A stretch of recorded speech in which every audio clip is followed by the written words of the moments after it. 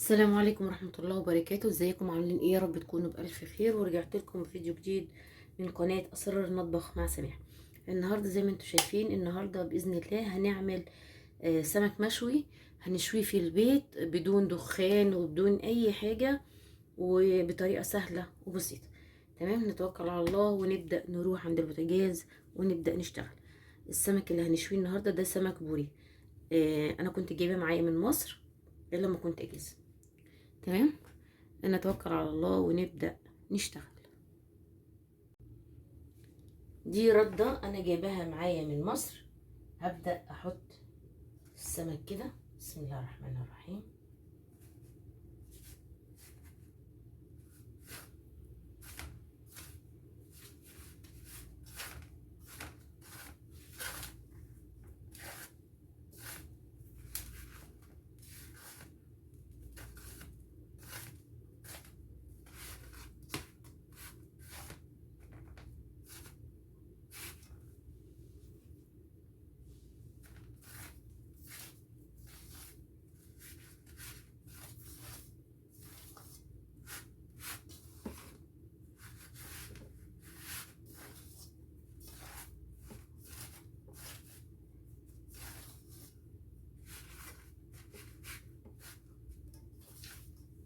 يلا بينا نروح عند البوتاجاز.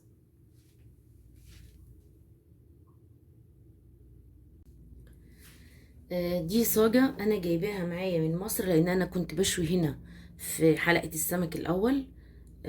فكان من كتر الضغط عليهم كانوا بيعلوا النار وبيحرقوا السمك، فتبقي دافعة فلوسه وينحرق. وطبعا لما بيتحرق بيبقى طعمه مر جدا، فما بينفعش. مش بتستمتعي باكل السمك.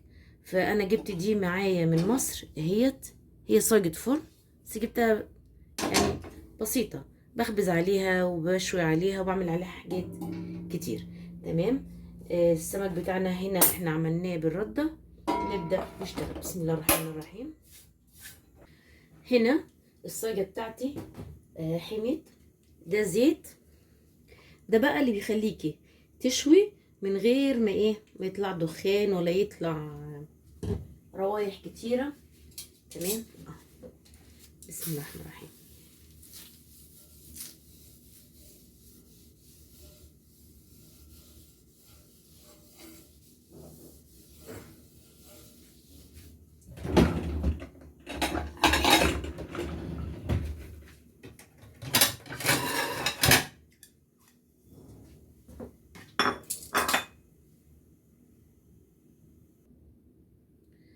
بسم الله الرحمن الرحيم.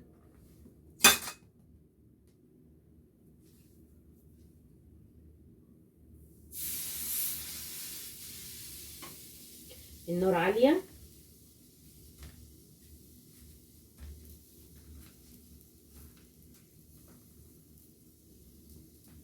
واحط واحدة عكس واحدة.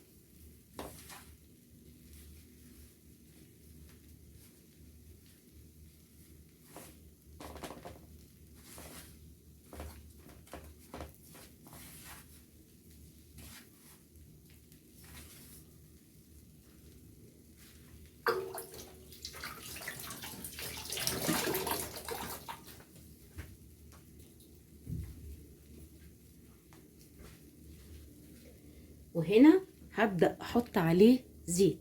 ده بقى السر اللي انتي تقلبيه، قصدي تشوي بيه من غير ما يعمل لك دخان كتير، اللي هي الكتمة في البيت كله. لا.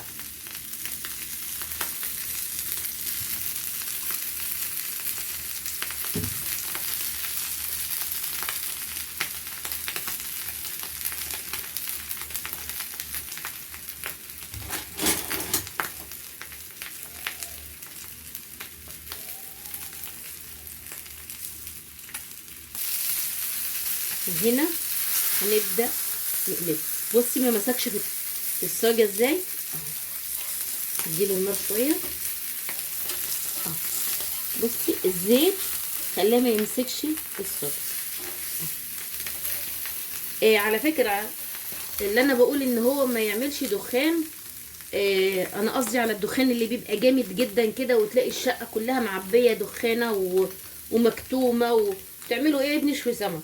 لا، هو الدخان بتاعه خفيف، مش مفيش دخان خالص، مستحيل يعني، بس الدخان بتاعه خفيف. تمام.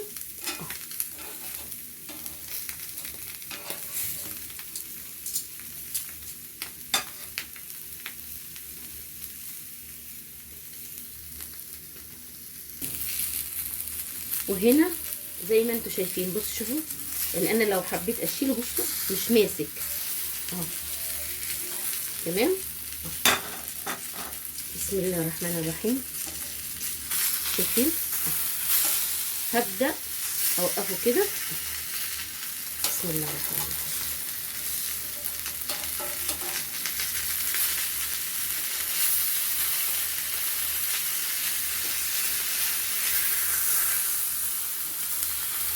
وادي السبكية الصغننة.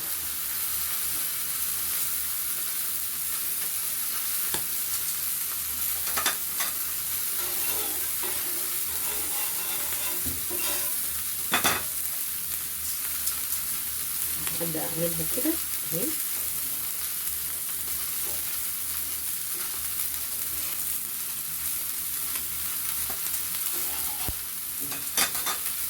احط سمكية.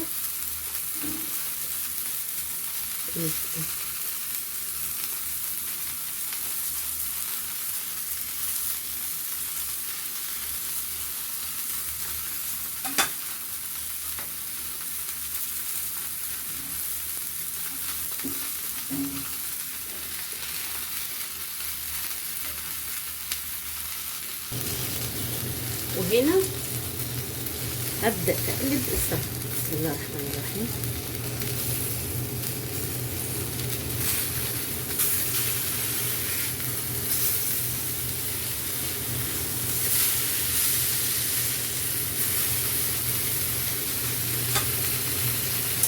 والاتنين دول ابدأ احط عليهم شوية زيت.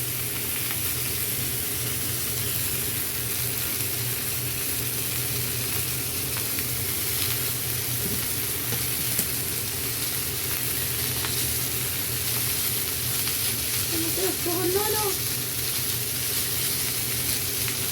صغيرة ايه.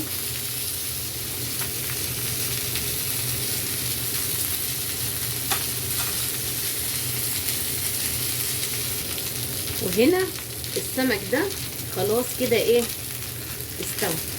اشيله واجيب التانيين ايه بدل. بسم الله الرحمن الرحيم.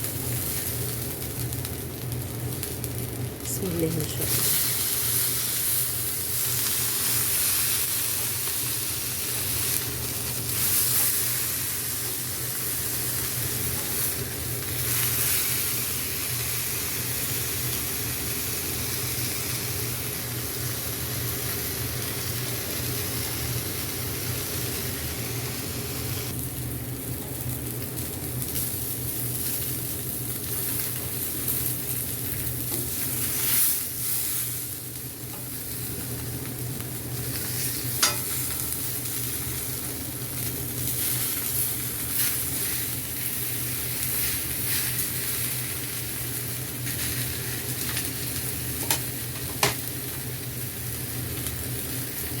نروح عبال السمكتين دولت ما يكملوا الشوي بتاعهم نكون احنا عملنا التنبيح. وهنا انا هعمل الايه التمليحه. بسم الله الرحمن الرحيم. انا معايا هنا طماطمايه اهي،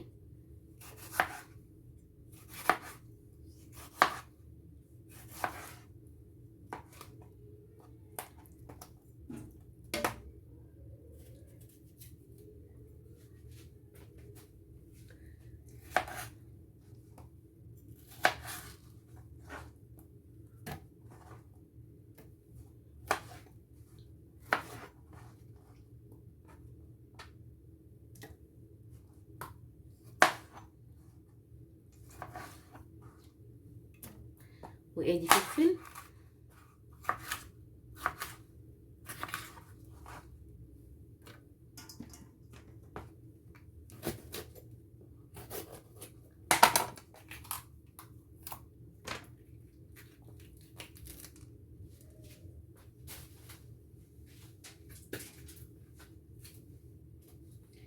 بسم الله الرحمن الرحيم.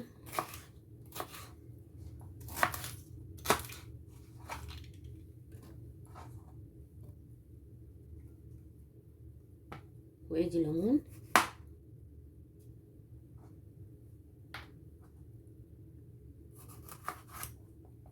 هشيل البذر،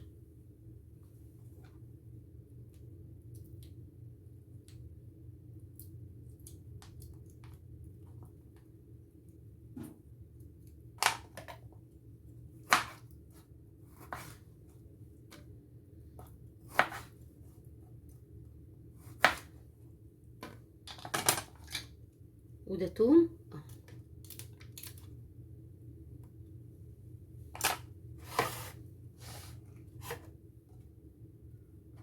طبعا الرخامة نضيفة، انا بغسلها بقى قبل ما بشتغل.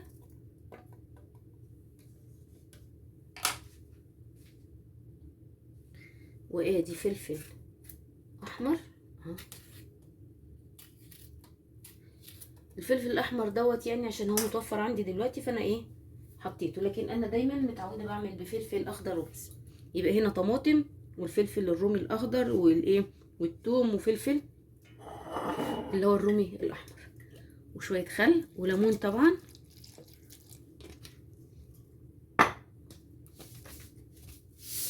ملح. الملح انتي بتزودي شويه علشان هيبقى فيه ميه. تمام. بسم الله الرحمن الرحيم. وادي كزبره ناشفه اللي هي الناعمه، وادي كمون. ممكن تحطي اللي هو الملح المبهر اللي احنا عاملينه مع بعض. خلاص. وادي كمون.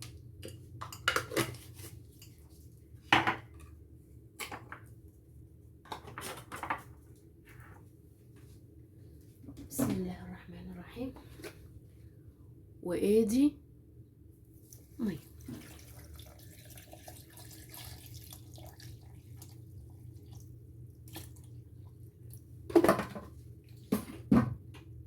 هضربهم كلهم في الخلاط وارجع لكم.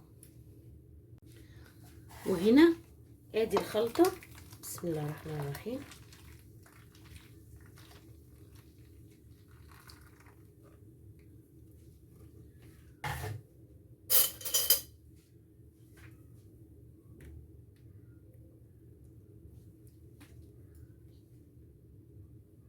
عايزه شويه ملح، لازم تدوقي حدقها علشان تبقي ظابطه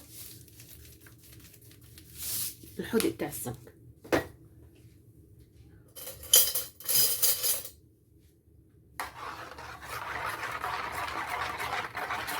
طبعا اللي انا دقت بيها الحدق اهي.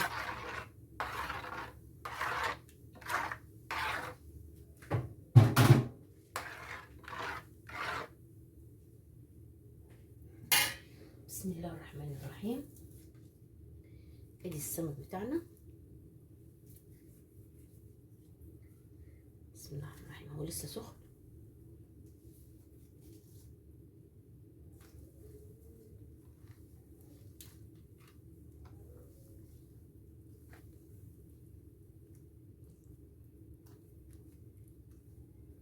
بسيبه في التمليحة في حدود الدقيقتين، هو بيشرب اهو، وبقلبه كده. تمام. هبدأ اطلع احط سمكة كده،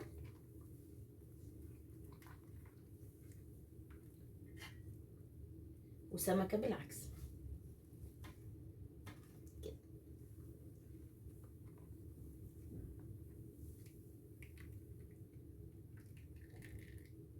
اهو. تمام. وهاخد من التتبيله كده زي ما انتم شايفين اهي، احط على السمك.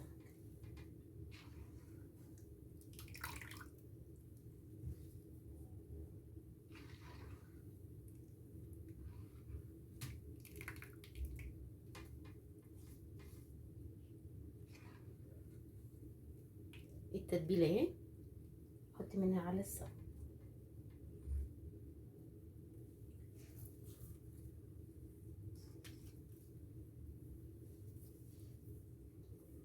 طبعا السمك بتاعي لسه سخن. تمام.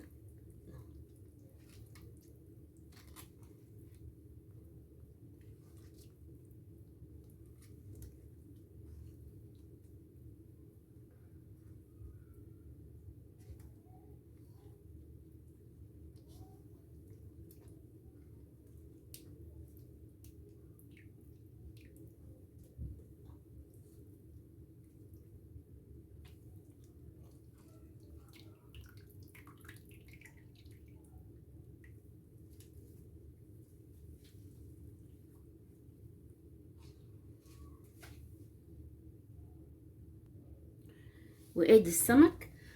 طبعا ادي السمك المشوي اهو، هركنه على جنب دلوقتي. التمليحه دي طبعا انا مش برميها لسبب واحد، ان انا لو عامله كميه وحبيت اسخنه تاني يوم فهسخنه فيها، بحتفظ بيها في علبه، وتاني يوم اسخن في نفس الايه التتبيله دي. تمام. لو السمك على قد اليوم خلاص بتترمى، لكن لو انا عامله كميه لا خلاص بشيل شويه واسخن فيها تاني يوم. تمام. طبعا كده الاكله بتاعتنا جاهزه خلاص. انا شويته في البيت وما حرقتوش. طبعا انا كنت بوديه وبزعل عليه صراحه، لما كنت بوديه في المحلات بتاعه السمك كان بيبقى مستعجل وبيحرقه، فانا بشويه في البيت. سهله وبسيطه، وانا اللي غسلاه بايديا، انا اللي شوياه، ما حرقتوش يعني. المهم كل واحده فيكم تقول لي هي بتتبل السمك بتاعها ازاي. تمام. اكتبوا لي في التعليقات كل واحدة بلدها اسمها ايه، بتتبل السمك ازاي، لان اكيد كل بلد ليها تتبيلة مختلفة. انا هنا عملت معاه رز ابيض، وعملت معاه سلطة. تمام. قولوا لي بقى الفيديو ده وصل لحد فين، انهي بلد ومن انهي بلد بتتابعوني. واتمنى ان الفيديو يعجبكم، واتمنى تجربوا الطريقة وان شاء الله تعجبكم. تمام. وشكرا لكم على المشاهدة، وأتمنى كل واحدة فيكم تعرف صحابها بالقناة بتاعتي عشان تكبر بيكم إن شاء الله. والسلام عليكم ورحمة الله وبركاته. أسرار المطبخ مع سميح.